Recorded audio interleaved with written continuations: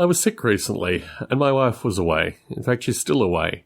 And when I reflect on these periods of time, I normally think of them as insights, windows into a world that I could have been if I hadn't gotten married. And every time I emerge from these experiences and just think to myself, I'm so glad I'm married. The unmarried Tom, I don't know, he's a curious creature, the bachelor Tom. He's just not a human that I really want to associate with. And he kind of scurries to bed. He sleeps a bit better in some regard. Although he wakes up in the evening and without a spouse next to you, it's a very strange feeling waking up after years of the spouse being next to you. My wife and I, at least once a year, typically will spend a few days apart. She'll go and visit her parents, this kind of stuff, which is what she's doing currently. But I reflect very heavily that this life of, making one's own dinner, planning one's own evening, recording podcasts in a house by yourself, it's a very strange life to lead.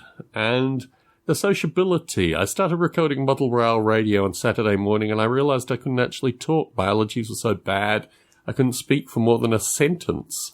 And I only came to this realization actually speaking out loud. I hadn't been able to work this out through any procedure leading into the experience. I just came to start recording model rail radio and found after the first sentence I couldn't generate words following. It was a very curious experience that reminded me of slipping and falling in the shower when I lived in the shed when I was probably maybe 20 years of age, realizing to myself this would be it. I'd break my hip and die, knock myself unconscious. I think in that case I did actually knock myself out. Woke up on the floor and realized this is your life, Tom. This is your life dying alone, somewhere out of your control, out of your making, in circumstances which in no way will reflect any aspect of your life. Although living now as a married man, the potential of being shot or burned to death or a variety of things seems to be besetting the neighborhood. I just think to myself and realize it's better to have someone with you by your side. It's better to have a wife in this circumstance. And so much joy is brought to me through married life. It's something that I don't talk about too much, but something I'm certainly going to be opining on an upcoming Attic Aficionados if it can be recorded as anticipated. Because I think one of the great things about married life is the little bits of happiness that one receives periodically through this period. Through finding your spouse, through making jokes, through just a constant narrative, almost a sing-song-like wordplay. Sure, there are arguments, there are chores that need to be done that don't really need to be done but need to be focused on.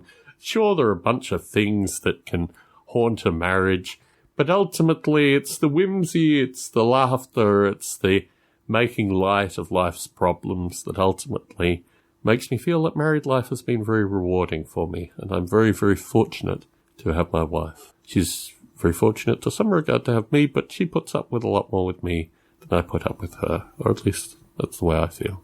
So as I live my bachelor life, as I make my meals for one, as I reflect as the sunlight goes down that it's now the evening time and I need to find about 2.5 to 3 hours worth of evening activities before I finally turn myself in, what a world it will be if my wife goes first. It is such a jealous fear associated with dying before one's spouse. That's the way we end these short funks now, people.